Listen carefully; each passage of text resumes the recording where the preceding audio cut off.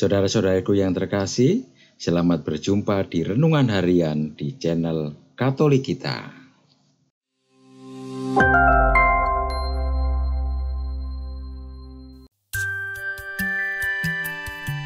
Hari ini, Minggu, 29 September 2024. Hari Minggu biasa ke-26.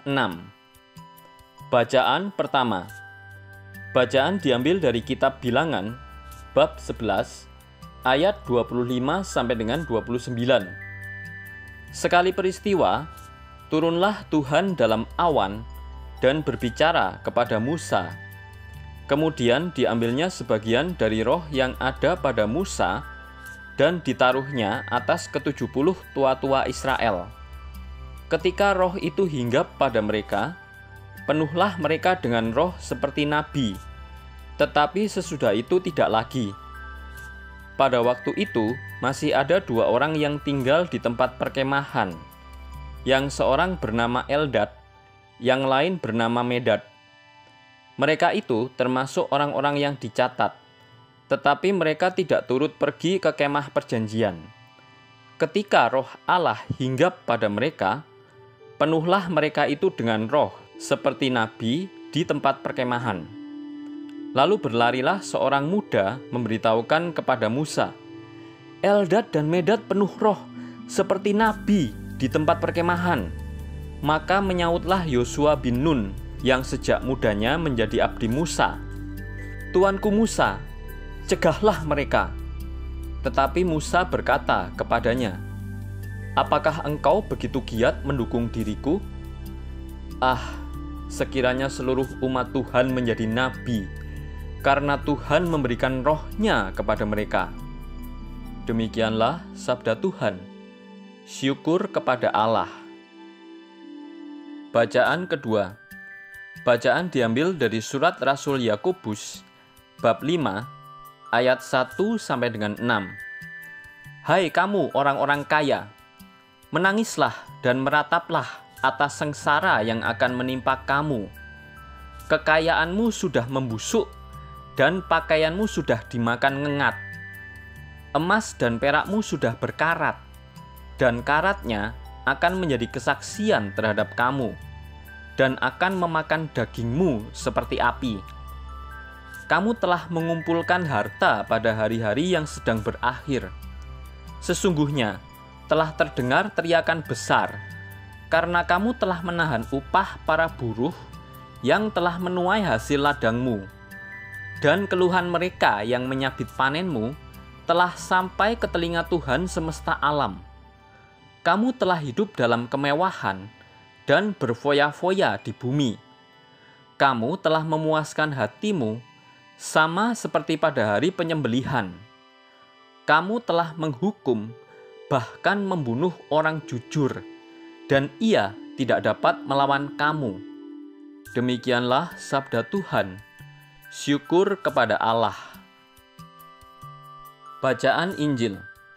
Bacaan diambil dari Injil suci menurut Markus, bab 9, ayat 38 sampai dengan 43, dilanjutkan ayat 45, dilanjutkan ayat 47 sampai dengan 48. Pada suatu hari, Yohanes berkata kepada Yesus, Guru, kami melihat seseorang yang bukan pengikut kita mengusir setan dalam namamu. Lalu kami cegah dia, karena dia bukan pengikut kita.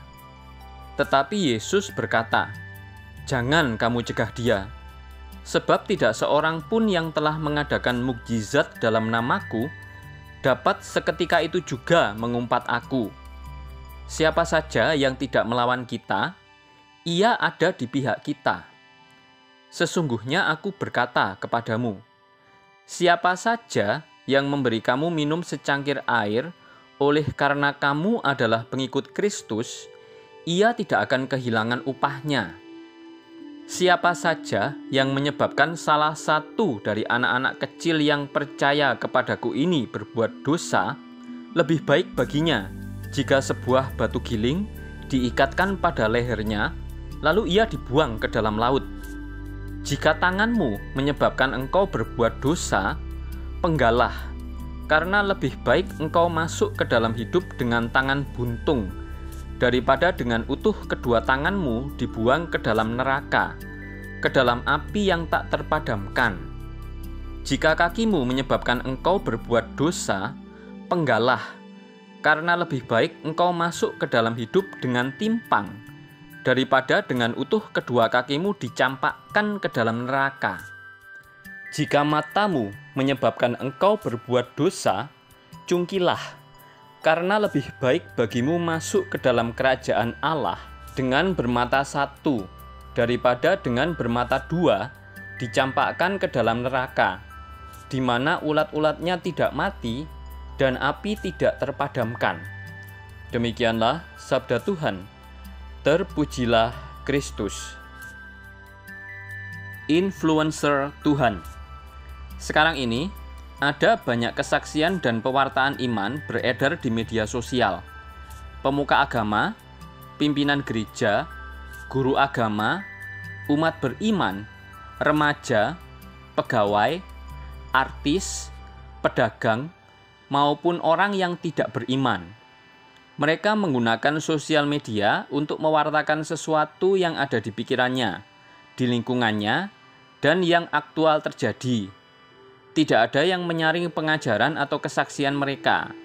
Pendengar diajak menjadi bijak atau menjadi sesat. Situasi ini mengajak kita semua untuk menjadi influencer Tuhan yang benar dan tulus. Influencer adalah seorang dengan jumlah followers atau pengikut banyak yang memiliki pengaruh besar kepada para pendengar. Seorang influencer akan menawarkan, melakukan, dan mengatakan sesuatu yang mendatangkan manfaat bagi dirinya atau orang-orang yang bekerja sama dengannya dan para pendengarnya. Jika yang baik yang diwartakan, maka hal baiklah yang tersiar. Tetapi jika hal buruk, munafik, bias, dan sesat yang diajarkannya, maka semakin kacaulah kehidupan di dunia media maupun nyata.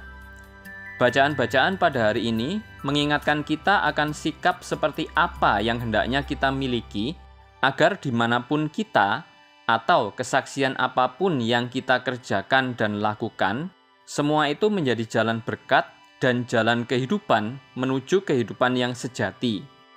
Pertama, milikilah Tuhan sebelum engkau memiliki yang lainnya. Tuhan adalah sahabat terdekat, terkuat, terbaik, dan abadi. Memiliki Tuhan akan membuat kita semakin bijak dalam mencari dan memiliki apapun yang ada di dunia ini. Tanpa Tuhan, apapun yang kita miliki di dunia ini bisa merampas atau menghilas, bahkan membinasakan kita. Bersama Tuhan, kita mampu mencintai sesama dan menghargai kekayaan atau pekerjaan. Bersama Tuhan, kita menjadi bijak bahwa keserakahan adalah karat yang merusak diri dan merugikan banyak orang. Kedua, sadarilah bahwa Tuhan juga berkarya lewat diri orang lain. Roh Tuhan tidak terikat pada ruang dan waktu. Ia memberdayakan siapapun yang berkehendak baik. Ia berkarya dalam diri orang yang seiman, berbeda iman, dan orang yang tidak kita kenal sekalipun. Hal ini mengingatkan kita agar selalu berusaha melakukan yang terbaik dalam hidup. Jika kita mengenal Tuhan dan dekat dengan Dia, mari kita tampilkan hal itu dengan perilaku hidup yang berkualitas dan terpuji. Hidup kita harus jadi pelajaran unggul dan teladan yang mengubah hidup banyak orang, bukan membingungkan atau menyesatkan. Ketiga, kita harus tegas pada diri sendiri dan penuh kasih kepada sesama.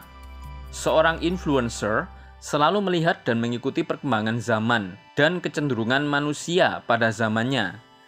Agar tetap bisa terhubung dengan sesama dan terkoneksi dengan perkembangan yang ada, ia harus selalu beradaptasi. Kita semua harus beradaptasi dengan kehidupan dan perkembangan. Dalam proses ini, haruslah kita menjadi pribadi yang memiliki prinsip. Prinsip membuat kita menjadi pribadi yang utuh, bukan menjadi bunglon. Orang yang punya prinsip tidak memaksa orang lain untuk mengikutinya atau menjadi seperti dirinya, atau mendikte bahwa dirinya lah yang benar. Ia sadar bahwa setiap orang punya prinsip dan cara tersendiri dalam membahasakan imannya lewat ritus maupun hidup sehari-hari.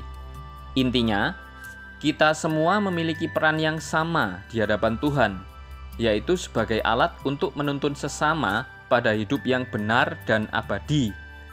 Kita adalah influencer Tuhan lewat segala sesuatu yang kita lakukan. Kiranya perkataan, perilaku, dan cara hidup kita menjadi teladan yang membawa sesama pada pencerahan dan kebahagiaan. Mari dengan cepat dan tegas kita buang apapun yang dapat menjauhkan kita dari sesama, dari Tuhan, dan dari lingkungan yang damai. Tulisan oleh R.P. Kartolo Malau, Okarm. Marilah kita berdoa. Allah Bapa kami yang maha baik, Engkau tidak memandang orang dan tidak mengucilkan siapapun dari cinta kasih-Mu. Ingatkanlah kami selalu bahwa cinta kasih sejati mengandaikan keadilan.